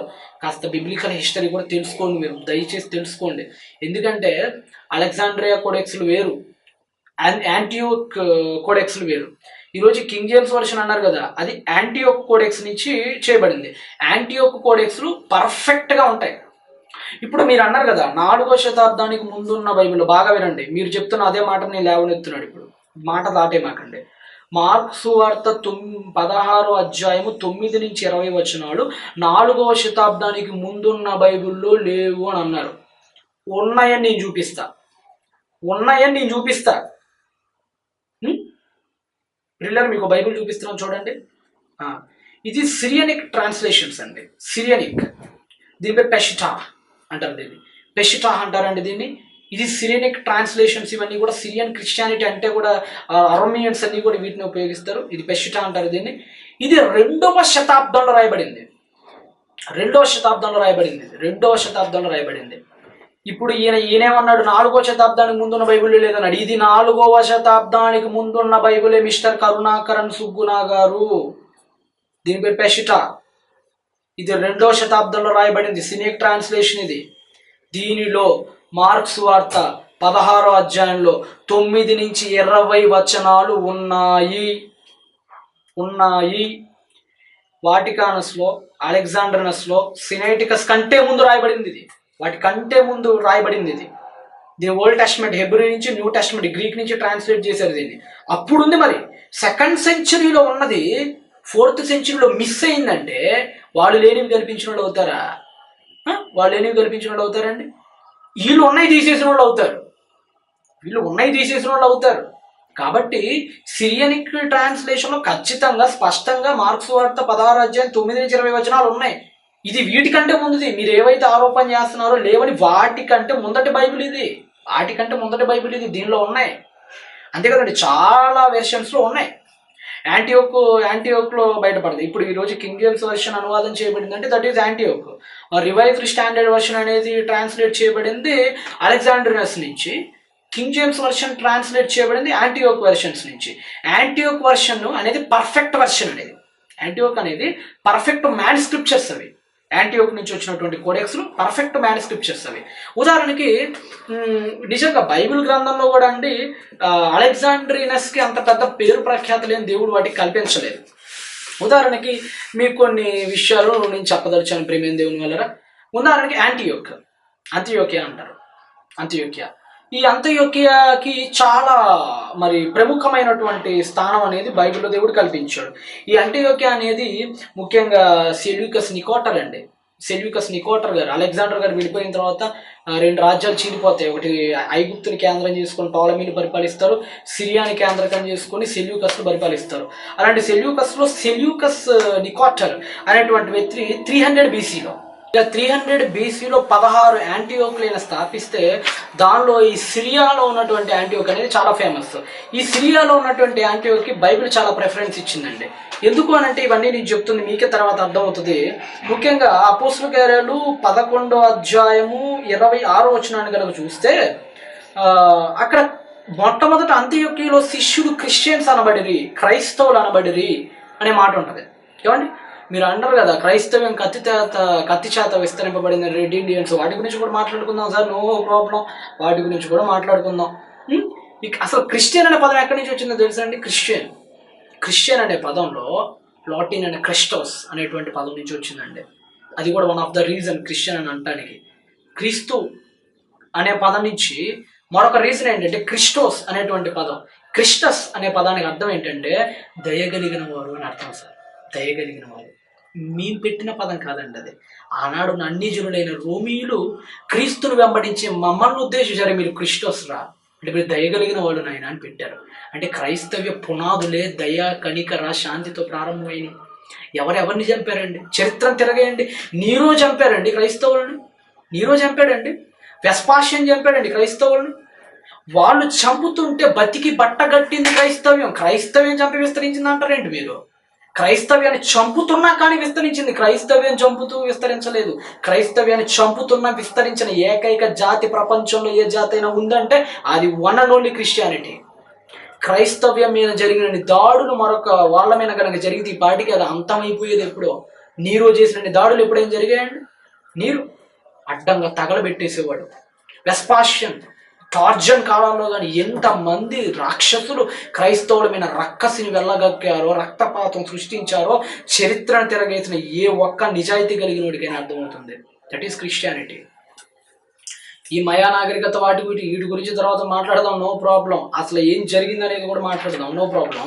ఇకపోతే ఇక్కడ క్రిస్టియన్స్ అనబడరి అంటే అంత్యోక్యకి బైబిల్లో చక్కని ప్రఖ్యాతమైనటువంటి పట్టణంగా బైబిల్లో పేర్కొనబడుతుంది. అంతేకాదు 11వ అధ్యాయం 19 వచనాలు ఇప్పుడు మనం చదివాం కదా, 22వ వచనం కూడా చదివితే బర్నబాను అంత్యోక్య వరకు పంపిరి. అంటే అంత్యోక్య అనేది వన్ ఆఫ్ ద హోలీ సిటీగా బైబిల్లో పేర్కొనబడుతుంది. అంతేకాదండి 13వ అధ్యాయం 1 నుంచి 3 వచనాలు కనుక చూస్తే, అపోస్తలుల 13వ అధ్యాయం 1 నుంచి 3 వచనాలు పౌలు గారి ఫస్ట్ జర్నీ అనేది ఫ్రమ్ అంత్యోక్య నుంచి ప్రారంభమైనట్లుగా మనకు అర్థమవుతుంది. కాబట్టి అంత్యోక్య అనే దానికి మంచి విలువ అనేది బైబిల్లో ఉంది. ఇక్కడ ప్రతులు దొరికాయండి, ఇక్కడ దొరికినటువంటి ప్రతుల్లో అపోస్తలుల కార్యాలు కాదు, మార్క్స్ వార్త 16వ అధ్యాయం 9 నుంచి 20 వచనాలు ప్రతి ప్రతుల్లోనూ స్పష్టంగా వ్రాయబడినవి. ఇది మీరు అర్థం చేసుకోవాలి. ఇక అలెగ్జాండ్రియా విషయం అంటారా? అలెగ్జాండ్రియాలో దొరికినటువంటి ప్రతులని కూడా దొంగ ప్రతులు, అవన్నీ మంచి ప్రతులు కాదు. వాళ్ళు బొత్తిగా బుర్రలేని వాళ్ళు, ఏదో అలా కాపీస్ టెర్రర్స్ రాసేసారు వాళ్ళందరూ. అంటే సరైన సీరియస్గా వాళ్ళు రాసిన వాళ్ళు కాదు, ఏదో అలా రాసుకుంటూ పోయారు రాయాలి కాబట్టి. వాళ్ళు ఎవరో కూడా ఇంతవరకు క్లారిటీ లేదు, వాళ్ళు సరిగ్గా రాయలేదు అన్నది కూడా నిర్వివాదం, అందరూ ఒప్పుకుంటున్నారు. సరిగ్గా కోట్ చేయలేదని కూడా అందరూ ఒప్పుకుంటున్నారు. ఇకపోతేనండి ఈ అలెగ్జాండ్రియా విషయానికి కనుక మనం వచ్చినట్లయితే ఈ యాన్షియంట్ స్క్రిప్చర్స్లో అలెగ్జాండ్రియాలో దొరికిన వాటిలో కూడా సుమారుగా 620 మ్యానుస్క్రిప్చర్స్, కేవలం 2 మ్యానుస్క్రిప్చర్స్లో మాత్రం ఈ మార్క్స్ వార్త 9 నుంచి 20 వచనాలు అనేవి లేవు. 3 బెస్ట్ మ్యానుస్క్రిప్చర్స్లో అయితే అవన్నీ కూడా ఉన్నాయి. ఇకపోతే ప్రియమైనది, ఈ అలెగ్జాండ్రియాకి మంచి పేరేమి బైబిల్లో మనకి తారసపడదండి. అలెగ్జాండ్రియాలో అంతా కూడా దొంగ బోధలు విస్తరించిన ఏరియాలు ఈ అలెగ్జాండ్రియా అనేది ఒకటే. కాబట్టి అలెగ్జాండ్రియాలో దొరికిన ప్రతులు క్రైస్తవం అసలు ఇంపార్టెంట్ ఇవ్వదు, దానికి చరిత్ర ప్రకారంగా అంత గొప్ప ఇంపార్టెంట్ కూడా ఏమీ లేదు. కాబట్టి అంత్యోక్యలో ఏవైతే ప్రతులు దొరికినాయో వాటి నుంచే కింగ్ జేమ్స్ అనువాదం కానివచ్చు, ఇటు తెలుగు బైబిల్ అనువాదం కానివచ్చు, ఆ ప్రతులను బేస్ చేసుకుని జరిగినాయి. కాబట్టి వాడు ఎగ్గొట్టిన దాన్ని మీరు అసలు లేదని చెప్పడం అనేది బుర్ర తక్కువ పని. కాబట్టి చరిత్రను కూడా మీరు ఆలోచించుకుంటే బాగుంటుందని మేము ఆలోచిస్తున్నాం. ఇకపోతే మరి ఆల్రెడీ సర్వలోకానికి వెళ్ళి సర్వ సృష్టికి సువార్త ప్రకటించమని చెబితే మరి మన పేతురు గారు ఎందుకంటే మరి అపోస్తలుల గారి 10వ అధ్యాయం 10వ వచనం కూడా ప్రకటించుకొని ఉండిపోయాడని మీరు అనుకోవచ్చు.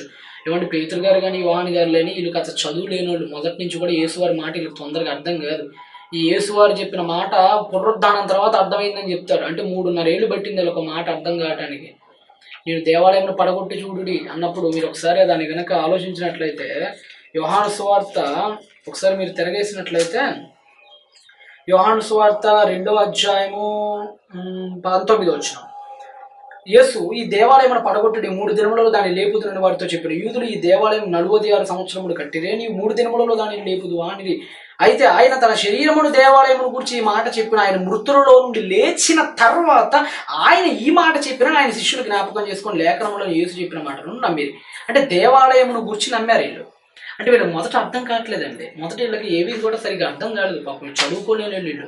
కాబట్టి యేసువారు ఆ మాట చెప్పినా కానీ తొందరగా బుర్రకెక్కదు. అందుకని యేసువారు మళ్ళా స్పెషల్గా ఆయన కొరకు దర్శనం చూపించాల్సి వచ్చింది.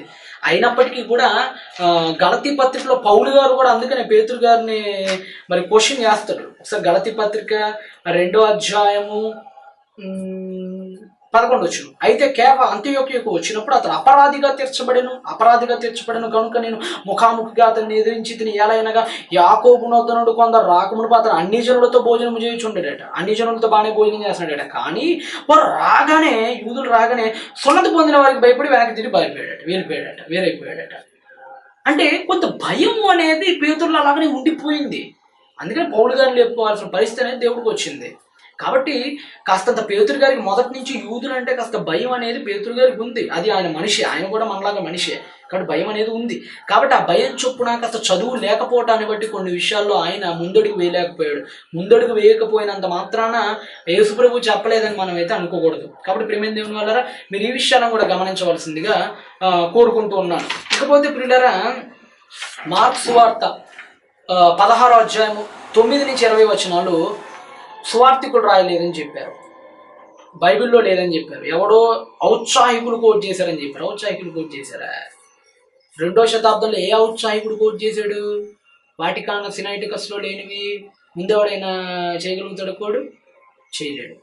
అసలు మార్కు సువార్త 9 నుంచి 20 వచనాలు నిజంగా మార్కు గారు రాయలేదా అని కనుక మనం ఆలోచిస్తే ప్రియులరా, ముందుగా మార్కు సువార్త 16వ అధ్యాయం 9వ వచనాన్ని కనుక మనం గమనించినట్లయితే మీరు ఒకసారి తీయండి, మీకు ఆ కోడెక్స్ను కూడా చూపిస్తున్నాను నేను. అది నిజంగా మార్కు గారు రాశారా లేదా అని మీకు చెప్పడానికి.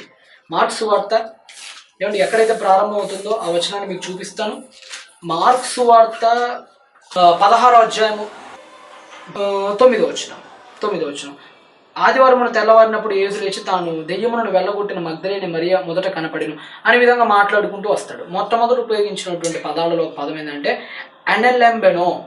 ఎనాలెంబెనో అనేటువంటి పదాన్ని ఉపయోగించాడు. ఈ ఎనాలెంబెనో అనేటువంటి ఈ పదం మార్కు సువార్త 16వ అధ్యాయం 19వ వచనంలో కూడా ఉంటుంది. మార్కు సువార్త 16వ అధ్యాయం 19వ వచనంలో కూడా ఉంటుంది. ఎనాలెంబెనో అనే పదం 2 సార్లు మనకు ఉపయోగింపబడింది. ఈ ఎనాలెంబెనో అనే పదాన్ని మరి మార్కు గారు ఉపయోగించలేదా? ఎనాలెంబెనో అనే పదానికి అది కాంపౌండ్ వర్డ్ అండి. ఎనా మరియు లెంబెనో అటువంటి 2 పదాల కలయిక. That is it is a compound word. ఈ కాంపౌండ్ వర్డ్ అనేది మొత్తం మార్కు గారు 20 సార్లు ఉపయోగించాడు.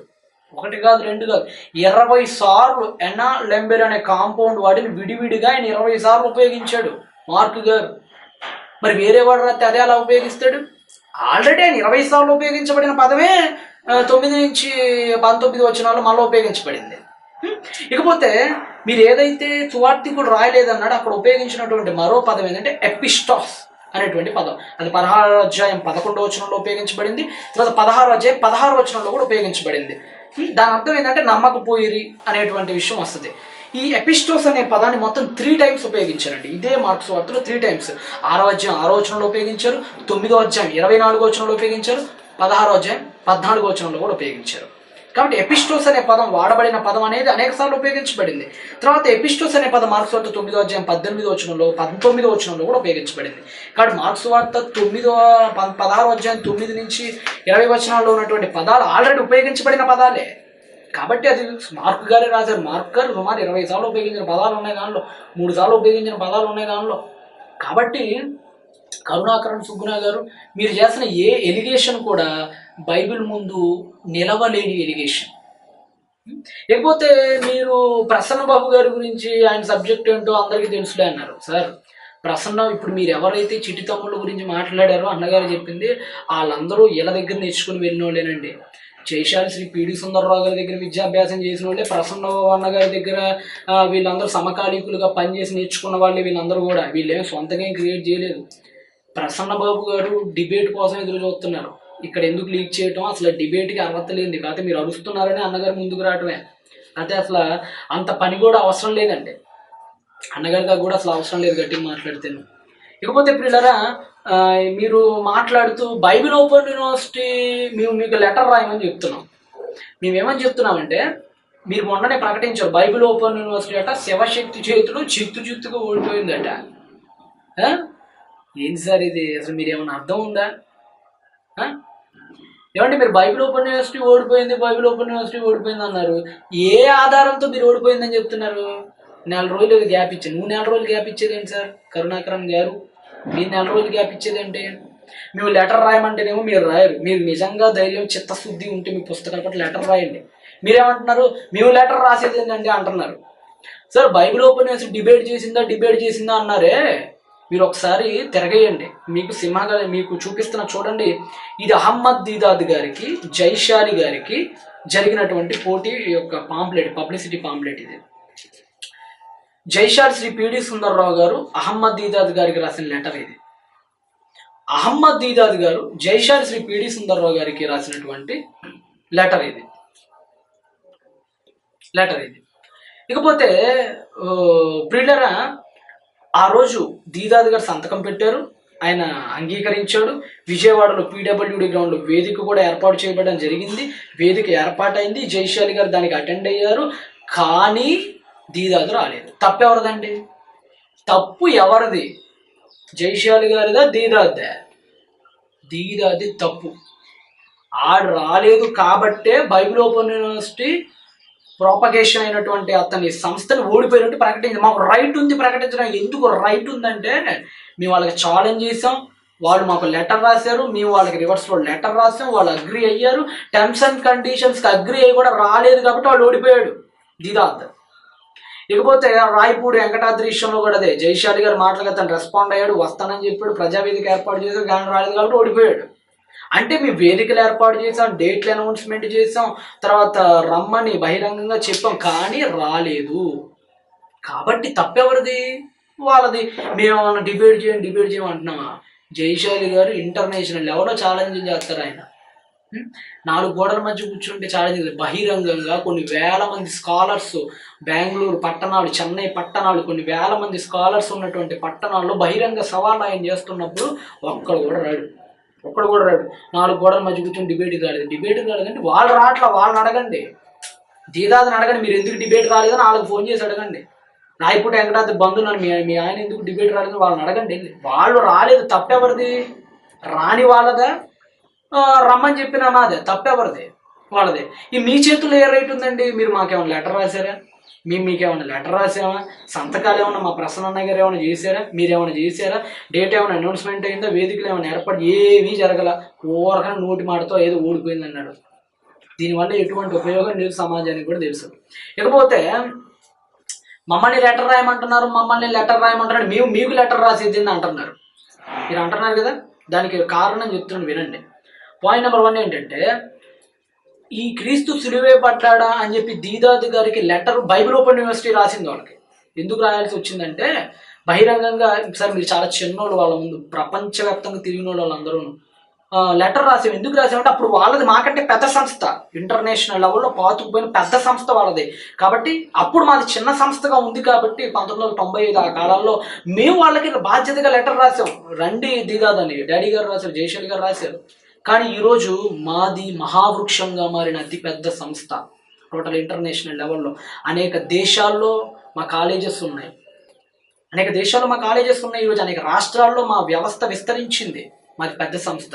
ఈరోజు మీరు ఏ క్రైస్తవుడనైనా అడగండి, సాధారణ క్రైస్తవుడిని, జైశాలి పిడి సుందరరావు గారు తెలుసా అనే పదాన్ని కానీ మీరు కనుక ఉపయోగిస్తే ఖచ్చితంగా తెలుసనే చెప్తాడు, ఏ కనీస జ్ఞానం ఉన్న క్రైస్తవుడైనా. అది మా సంస్థకి ఈ రోజున గుర్తింపు క్రైస్తవ సమాజంలో. కానీ ఈరోజు శివశక్తి ఆర్గనైజేషన్ ఉన్నారు. ఏమంటే ఒక సాధారణ హైందవుని వెళ్ళి అమ్మ మీకు శివశక్తి కరుణాకరం గారు తెలుసా అంటే ఏమంటారు సార్? సాధారణ హైందవుల దగ్గరికి వెళ్ళి తెలియదండి అని చెప్తారు. సాధారణ బ్రాహ్మణ పండితుల దగ్గరికి వెళ్ళి కరుణాకరం గారు తెలుసా అంటే ఏం చెప్తారు? తెలియదని చెప్తారు. లేదు ఈ వీడియో చూసిన తర్వాత లేదు ఖచ్చితంగా తెలుసు అని చెప్తే అప్పుడు నేను ఒక వీడియో తీసుకొచ్చి అప్లోడ్ చేస్తాను, నో ప్రాబ్లం, నాకు నో ప్రాబ్లం. అంటే సాధారణ దగ్గరికి మీరు ఇంకా చారలేదంటే మీది చిన్న సంస్థ అని అర్థమైపోతుంది. చిన్న సంస్థ. సబ్స్క్రైబర్లతో పని కాదండి ఇక్కడ. సబ్స్క్రైబర్లతోనూ వ్యూవర్స్తోనూ డబ్బులతోనూ వ్యాపింపు చేయటంలోనూ పని కాదు, గుర్తింపు గురించి మాట్లాడుతున్నాం. ఈరోజు బైబిల్ ఓపెన్ యూనివర్సిటీ అయితే ప్రపంచవ్యాప్తంగా అందరికీ నోటి మీద ఆడేటువంటి సంస్థ, క్రైస్తవుల్లో కానీ క్రైస్తవేతరుల్లో కానీ అంత గొప్ప సంస్థ ఈరోజు. కాబట్టి మాది అతి పెద్ద సంస్థగా ఉంది కాబట్టి మీరే మాకు రాయాలి. మేము మీకు రాయాల్సిన పని అనేది మాకు లేదు. మీరే మాకు లెటర్ రాయండి, సంతకం పెట్టండి. సంతకం ఎందుకు పెట్టాలంటే మరి మీరు బాధ్యత పెట్టరు కదా, మీరు పుస్తకం రాశారు కదా, పుస్తకం మీరే కదా రాశారు. టర్మ్స్ అండ్ కండిషన్స్ ఓకే చేయండి. మరలా చెప్తున్నామండి, మీరే కానీ నిజంగా పుస్తకం మీరే రాశానన్నారు. ప్రతి పాస్టర్కి ఛాలెంజ్ ఇస్తున్నారు. ఏమంటున్నారు? ఎవడైనా ప్రపంచంలో ఎవరు సమాధానం చెప్పలేడు అంటున్నారు. సరే, వెరీ గుడ్. అంత ధైర్యం ఉంది కదా మీకు. ప్రపంచంలో ఎవడు సమాధానం చెప్పలేనన్ని ప్రశ్నలు మీ దగ్గర ఉన్నాయి. సమాధానం అనే ప్రశ్నలు మీకు ధైర్యంగా ఉన్నప్పుడు మీరు మాకు లెటర్ ఒకటి రాసి డిబేట్కి పిలవండి. మేము పెట్టే టర్మ్స్ అండ్ కండిషన్స్కి మీరు ఓకే చేయండి. అదే టర్మ్స్ అండ్ కండిషన్, మాట మార్చేది లేదు. మేము ఓడిపోతే హిందువులుగా మారిపోతాం, మీరు కనుక ఓడిపోతే క్రైస్తవులుగా మారిపోవాలి. That is terms and conditions. ఏకపక్ష వాటికి మేము ఎలాగా సమ్మతిస్తామని అనుకోవచ్చు. ఏకపక్షం ఏముంది ఇది? ఏమంటే మేము ఓడిపోతే మీ క్రైస్తవ్యంలోనే ఉంటాము, మీరు మాత్రం క్రిస్టియానిటీకి వచ్చేసేయండి, మీరు మాత్రం క్రిస్టియానిటీకి వచ్చేయండి మేము అనట్లా. మరలా చెప్తున్నాను, ఇది ఏకపక్షం ఎలాగవుతుందండి? మేము ఓడిపోతే హిందూయిజంలోకి మారవండి, క్రైస్తవంలోనే ఉంటాం, మీరు ఓడిపోతేనే క్రిస్టియానిటీకి రమ్మని మేము అని అంటున్నామా? మీకు ఏదైతే వర్తిచ్చిద్దో మాకు అదే వర్తిద్ది అంటున్నాం. మీరు ఓడిపోతే ఇటు రమ్మంటున్నాం, మేము ఓడిపోతే అటు వస్తామని చెప్తున్నాం. ఇది ఏకపక్షం ఎలాగైద్ది? ఏకపక్షం అంటే ఎలాగైతుందో తెలుసా? ఏకపక్షం అంటే మేము ఓడిపోతే మేము మాత్రం రాము, మీరు మాత్రం మారాలి, మీరు ఓడిపోతే అంటే అది ఏకపక్షం అవుతుంది. ఇకపోతే ఎవడి దగ్గర సబ్జెక్ట్ ఉంటుందో వాడు సాహసోపేతమైన నిర్ణయాలు తీసుకుంటాడు. ఎవడి దగ్గర నిజాయితీ ఫుల్ఫిల్గా ఉంటుందో వాడు ఎంతటి సాహసమైన నిర్ణయాలైనా సరే ప్రకటించడానికి సిద్ధపడతాడు. అది Bible open university India international దగ్గర ఉంది. అది ఉంది. మీరు ఎంత దూరం వెళ్తే అంత దూరం వెళ్ళే subject Bible open university India international దగ్గర ఉంది. నేను చెప్తున్నాను అన్నమాట. నిజంగా మీకు చిత్తశుద్ధి ఉంటే బహిరంగంగా ఒక లేఖ రాసి సంతకం పెట్టి మేము పెట్టేటువంటి టర్మ్స్ అండ్ కండిషన్స్ ఓకే అవ్వండి. ఎందుకంటే సాహసోపేతమైనవి మావి. ఎందుకు? మా సబ్జెక్ట్ ఏంటో మాకు తెలుసు. కాబట్టి నిజంగా మీరు రాసిన సబ్జెక్ట్ మీద మీకు పూర్తి నమ్మకం అనుకుంటే రండి, టర్మ్స్ అండ్ కండిషన్స్ ఓకే చేయండి. ఆ తర్వాత తక్కిన వివరాలన్నీ మాట్లాడుకుందాం. ఇకపోతే పిల్లరా, ఈయన టైటిల్ ఏమని పెట్టాడంటే క్రైస్తవ ప్రచారకులు దాచిపెడుతున్న బైబిల్ దేవుని నిజస్వరూప స్వభావాలను రాశారు. దాచిపెడుతున్నామా సార్? ఎవరు దాచిపెడుతున్నారో ఒకసారి చూద్దామా? ప్రేక్షకులరా, మీరు కూడా ఎవరు దాచిపెడుతున్నారో ఒకసారి చూడండి. ఈయన దాచిపెడుతున్నారు, మీరు దాచిపెడుతున్నారు, ఆయన దాచిపెట్టాడు. ఆయన ఏం దాచిపెట్టాడు తెలుసా? ఒకసారి మీరు 35వ పేజ్ ఒకసారి తీయండి. ఇదే దానిలో 35వ పేజ్ మీరు ఒకసారి కనుక తీసినట్లయితే 35, దీని టైటిల్ వచ్చేటప్పటికి ఇశ్రాయేలు అరణ్య రోదన అని పెట్టారంట. అంటే ఇష్టం వచ్చినట్టు దేవుడు చంపేస్తున్నాడు వాళ్ళని అని మాట్లాడుతూ 35వ పేజీలో సంఖ్యాకాండం 25వ అధ్యాయం 1-9 వచనాలు కోట్ చేశాడు. 1-9 వచనాలు కోట్ చేసి ఏమన్నాడు? ఇశ్రాయేలీలు షిత్తీములో దిగినప్పుడు అక్కడ స్త్రీలతో కలిసి వారి దేవతలకు నమస్కరించి అందుకు యెహోవా కోపం రగులుకొని సూర్యునికి ఎదురుగా ఉరిదీయమని చెప్పాడట. అలా ఉందా?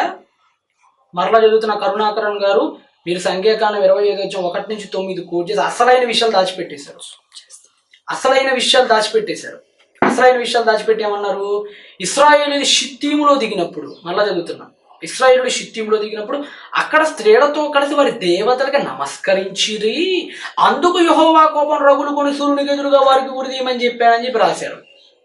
ఇదే ఉందండి బైబిల్లో? ఇలా ఉందా బైబిల్లో? ఇంకేమీ లేదా బైబిల్లో? సంఖ్యాకాండం 25 వచ్చి ఇప్పుడు నేను చదువుతున్నా, మీరు రాసినటువంటి అదే రెఫరెన్స్ అక్కడ ఎలా ఉంది, ఇప్పుడు నేను చదువుతున్నాను. ఎవరు దాచిపెట్టారో ప్రజలు కూడా గ్రహించాలి కూడా. 25 వచ్చి 1వ వచనం, ఇశ్రాయేలీయులు షిత్తీములో దిగి ఉండగా ప్రజలు మోయాబు రాండ్రతో వ్యభిచారం చేయసాగినది బైబిల్లో ఉంది. ఇశ్రాయేలీయులు షిత్తీములో దిగి ఉండగా ప్రజలు మొయాబు రాండ్రతో వ్యభిచారం చేయసాగిరి. ఇక్కడ ఏమని రాశారు మీరు? ఇశ్రాయేలు షిత్తీలో దిగి ఉండగా అక్కడ స్త్రీలతో కలిసి వారు దేవతలకు నమస్కరించారు. ఏంటి సార్ ఇది? ఎవరు దాచిపెట్టాడు సార్? కరుణాకరన్ గారు ఎవరు దాచిపెట్టారండి? 1 నుంచి 9 అని ఏదో రాసేశారు. అసలు విషయాలు ఎక్కడ కొట్టేశారు? అసలు విషయాలు దాచిపెట్టి కూడా తొక్కేశారు అసలు విషయాలు మీరు. దీన్ని కంపారిజన్ చదువుతున్నాను చూడండి. తర్వాత వ్యభిచారం చేశారు ఆ స్త్రీలు తమ దేవతలకు. ఆ తర్వాత విషయం రాస్తున్నారు మీరు. అంటే మధ్యలో విషయం ఏం చేశారు? ఆ బిట్ ఏం చేశారు? మొయాబు రాండ్రతో వ్యభిచారం, ఆ బిట్ ఎక్కడ కొట్టేశారు? అసలు బిట్ ఎక్కడ కొట్టేశారు? అసలు విషయం అక్కడే ఉంది, ఎందుకు దేవుడు చంపాడని. అంటే వ్యభిచారం చేసేవాడు దాచిపెట్టేస్తున్నారు, మిగతా అని వెలికి తీసేస్తున్నారు. ఇక్కడేమనుందండి? వ్యభిచారం చేశారు ఆ స్త్రీలు తమ దేవతలతో బడులకు ప్రజలకు పిలువగా భోజనం చేసి వారి దేవతలను నమస్కరించి ఆ తర్వాత యెహోవా కోపం రగులుకుంది. అంటే యెహోవా కోపం రగులుకోవడానికి 2 కారణాలు ఉంటాయి. దానిలో నెంబర్ 1 కారణం ఏంటంటే వాళ్ళు వ్యభిచారం చేశారు. నెంబర్ 2 దేవతలకు నమస్కరించారు. దేవతలకు ఎందుకు నమస్కరించారంటే నేను ANE గురించి ఆల్రెడీ నా వీడియోస్లో మాట్లాడా. కనానీల ఆచార వ్యవహారాలు నా వీడియోస్లో, శాంసంగ్ మెసేజెస్లో కనానీల ఆచార వ్యవహారాలు చూడండి. దానిలో కనానీయులు చేసేటువంటి గాడ్డెస్కి వాళ్ళు ఎలాంటి ఆచారాలు చేసేవాళ్ళు దాన్ని సుస్పష్టంగా ఆధారాలతో సహా ఇచ్చాను. కాబట్టి దేవతలుగా నమస్కరించారంటే ఏదో నమస్కరించడానికి దాని పెద్ద చరిత్ర ఉంది. అది చదివితే మీకు అర్థమైపోతుంది. వ్యభిచారం చేయసాగినది మాత్రం మీరు చెప్పటం మానేశారు. వ్యభిచారం చేయడం చెప్పటం మానేశారు. అందుకని చంపేశాడు అన్నట్టు మాట్లాడారు. అంటే క్రైస్తవ ప్రచారకుడు దాచిపెడుతున్నా అని చెప్పి అసలు విషయాన్ని, మొయాబు రాండ్రతో వ్యభిచారము చేయసాగిన అనే అసలు విషయాన్ని దాచిపెట్టేసింది ఎవరు? మీరా మేమా? ఇప్పుడు అసలు విషయాలు దాచిపెడుతుంది ఎవరు? మీరా మేమా? పేరు మాది పెట్టారు, చేయాల్సిందని మీరు చేస్తున్నారు. మళ్ళీ దీన్ని ఎక్కడో తీసుకెళ్ళి గడుపుతారు. అక్కడెక్కడో ఇచ్చానని చెప్తారు మీరు. బహుశా అక్కడెక్కడో ఇచ్చానని చెప్తారు. అక్కడెక్కడో ఇస్తే మాకెందుకు సార్? అసలు విషయాన్ని, అసలు సందర్భాలు ఎగరగొట్టేస్తున్నారు మీరు. అసలు విషయాన్ని, అసలు సందర్భాలు ఎగరగొట్టేస్తున్నారు. పిచ్చి పిచ్చి విషయాలన్నీ, ఆ తర్వాత విషయాలన్నీ కోట్ చేసి దీని ద్వారా ఏదో చేశాడని చెప్తున్నారు. కాబట్టి ఇంకా ఇలాంటివి చాలా ఉన్నాయండి. ఇలాంటి మిస్టేక్స్ సోలమన్ విషయంలో చాలా మిస్టేక్స్ రాశారు. వార్స్ విషయంలో చాలా మిస్టేక్స్ రాశారు. ఈజిప్షియన్ బానిసత్వం విషయంలో చాలా మిస్టేక్స్ రాశారు. అవన్నీ మాట్లాడుకోవడానికి డిబేట్ అయితేనే సరైన పద్ధతి. కాబట్టి మీరు లెటర్ రాయండి. మా ప్రసన్న గారు చెప్పినట్లుగా మరి మా యాజమాన్యం అంతా కూడా మేము మాట్లాడుకొని ఎవరు వచ్చేది అనేది తర్వాత మేము చెప్పుకుంటాం. మాకు ఎవరైనా సరే మీకు సరిపోతారు, నో ప్రాబ్లం. కాబట్టి మీరు ముందు మాకు లెటర్ రాస్తే బాగుంటుంది. మేము ఎందుకు లెటర్ రాస్తామని అయితే మీరు అనకండి. ఎందుకంటే మీరు సబ్జెక్ట్ ఉన్న మీరు అనుకుంటున్నారు కదా, ధైర్యంగా పాస్టర్లకు ఛాలెంజ్ చేస్తున్నారు కదా. సో రాసేయండి, మాకు ఏముంది, పోయేదేముంది, లెటర్ రాసేసేయండి, సంతకం పెట్టి. మా టర్మ్స్ అండ్ కండిషన్ పోయేదేముంది, మీకు అన్ని బాగొచ్చు కదా, బైబిల్లో మంచి గ్రిప్ ఉందని మీరు చెప్పుకుంటారు కదా, పోయేదేముంది, లెటర్ రాసేయండి. సాహసోపేతమైన నిర్ణయానికి వద్దాం అంటే మీరేమంటారు? లెటర్ రాయమండి, ఇద్దరికి ఇద్దరికి అనుకూలించే టర్మ్స్ అండ్ కండిషన్స్ కావాలంటారు. ఇప్పటిదాకా అలాగనే పెట్టుకున్నారు. ఈ 3 డిబేట్లో ఏం జరిగింది సార్? కరుణాకర్ గారు మొదటి డిబేట్ చేశారు. ఆయన గెలిచానని చెప్పుకున్నాడు, మీరు గెలిచానని చెప్పుకుంటున్నారు. రెండో డిబేట్ చేశారు. ఆయన గెలిచానని చెప్పుకున్నాడు, ఇలా మీరు ఇదే తంతు. మూడో డిబేట్ మళ్ళీ ఇదే తంతు. ఏం జరిగింది సార్? ఏం జరిగింది? What is use? ఏం జరిగింది? ఏం ఉపయోగం జరిగింది అసలు వాటి వల్ల? ఏమీ జరగల, శూన్యం. నన్ను అడిగితే శూన్యం. మీ వాళ్ళేమో జబ్బలు తెలుసుకుంటారు, వాళ్ళేమో అడి జబ్బలు తెలుసుకుంటారు. మళ్ళీ మీరు వీడియోలు పెడతాం, మీ మీద ఆడి. ఎందుకు సార్ ఇవన్నీ అనవసరం. కాకపోతే కాబట్టి బైబిల్ ఉపన్యాసం ఒకటే, ఎవరో ఒకళ్ళే. బైబిలా మీరా? మీకు నిజంగా బైబిల్ మీద పట్టుంటే, బైబిల్ మీద మీకు నిజంగా అంత గ్రిప్ ఉంటే వచ్చేయండి, నో ప్రాబ్లం. ఎందుకు భయపడతాం? వచ్చేయండి, లెటర్ రాసేయండి, సంతకం పెట్టేయండి. మేము దిగుతామని చెప్తున్నాం, సాహసోపేతమైన నిర్ణయాలు చెప్తున్నాం. కాబట్టి ఎవరికి భయపడుతున్నారో ప్రజలకే తెలుసు. ఎవరికి భయపడుతున్నారో ప్రజలకే తెలుసు. మా నిర్ణయాలకు మీరు ఓకే చేయట్లేదని మీరే భయపడుతున్నారు. మా సాహసోపేతంగా ఉన్నాయి. కాబట్టి ఈ విషయాన్ని కూడా మీరు మరి ఆలోచించవలసిందిగా కోరుకుంటూ ఉన్నాను. ఇకపోతే ఈ మిగతా విషయాలన్నీ మాట్లాడాలని అనుకున్నాను. ఇకపోతే ప్రియులారా, మీరు దాన్ని స్పందించండి. కరుణాకరన్ గారు, మీరు ఈ విషయాల పట్ల మీ పక్కన సహోదరుల పట్ల స్పందించజేయకండి. ఎందుకంటే మీరు నాకు తెలుసు, నేను మీకు తెలుసు. సమాజానికి తెలియకపోవచ్చు, కానీ మీరు నాకు తెలుసు, నేను మీకు తెలుసు. మన ఇద్దరం మాట్లాడుకున్న విషయాలు కూడా మీకు తెలుసు. దాన్ని మీరు కాదనరు అనేది నాకు తెలిసినటువంటి విషయం. కాబట్టి నేను మీకు ఆల్రెడీ తెలుసు కాబట్టి మీరు స్పందించండి. మీరు నిజంగా టర్మ్స్ అండ్ కండిషన్స్ ఓకే కనుక అయితే Bible open university India international మీతో వాదించి ఒప్పించడానికి సిద్ధం అని మరొకసారి ప్రకటిస్తూ మరి ప్రసన్నయ్య గారు ఆయన చాలా పనుల్లో బిజీగా ఉంటారు ఆయన, కాబట్టి నేను స్పందించాల్సినటువంటి అవసరం అనేది ఏర్పడింది. కాబట్టి పిల్లరా మరి తర్వాత మీరు స్పందించినప్పుడు వెంటనే నేను మళ్ళీ వీడియో పెట్టకపోవచ్చు, ఎందుకంటే నాకు కూడా షెడ్యూల్ చాలా బిజీగా ఉంది. చాలా మందికి మాకు సువార్త ప్రకటన కూడా చాలా ముఖ్యం కాబట్టి చాలా మందికి షెడ్యూల్ అనేది మేము ఇచ్చేస్తాం. కాబట్టి మీరు స్పందించినప్పటికీ వెంటనే నేను స్పందించకపోవచ్చు. నా సమయానుకూలతను బట్టి నాకు ఎప్పుడైతే సమయం అనుకూలిస్తుందో ఆ సమయంలో నేను మరలా స్పందిస్తాను. కాబట్టి ఇక ప్రతిస్పందనలు మరొక మాటలు రాకుండా మీరు అగ్రి అయితే బాగుంటుందని, ఎందుకంటే మీరు రాసిన పుస్తకం మీద మాట్లాడతాం అంటున్నాను కాబట్టి అగ్రి అయితే బాగుంటుందని మరొకసారి తెలియజేస్తూ మరి గౌరవంగానే నేను మీకు కితాబ్ ఇచ్చాను, మీ నుంచి కూడా అదే ఆశిస్తున్నాను. కాబట్టి మీరు ఈ విషయాల పట్ల మరి ఆలోచించి సరైన నిర్ణయాన్ని ప్రకటిస్తారని కూడా కోరుకుంటూ, Bible open university India nation ఓడిపోవటం కానీ ఓడించటానికి సిద్ధంగా ఉందని ప్రకటిస్తూ చిన్ని మాటలు ముగిస్తూ ఉన్నాను. Good bye.